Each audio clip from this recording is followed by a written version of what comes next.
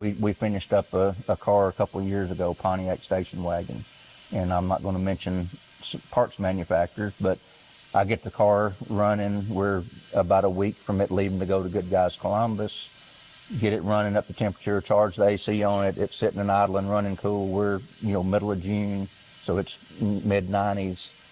Car's fine. I'll go down the road and the temperature starts going up. Before I get back to the shop, it's running hot. It was fine at initial startup, so I'm trying to find what's going on, and finally I run the car enough to notice that the belt is running off the water pump pulley, the serpentine belt. The shaft is moved inside the water pump, and it's chewed the impeller off the water pump. So the water pump's not doing nothing but spinning. So again, we're a few days away from leaving to go to Columbus. I get another water pump here. We prep it, paint it, take it apart, change it.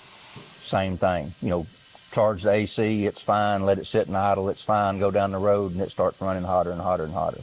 So it chewed up 2 name brand company water pumps within 30, 45 minutes, and we had a cooling issue, but it wasn't the radiator, it wasn't the fan, it wasn't anything the actual else. Water pump. We got another water pump from another manufacturer, and that car has not had a problem since then. But that particular company's water pump, we had 2 back-to-back that didn't last 30 minutes with an issue. So, it matters getting the right products, everybody. I cannot emphasize that enough. Do your research, make the right decision. I mean, this is a hobby, and you're going to be spending so much time and money on it.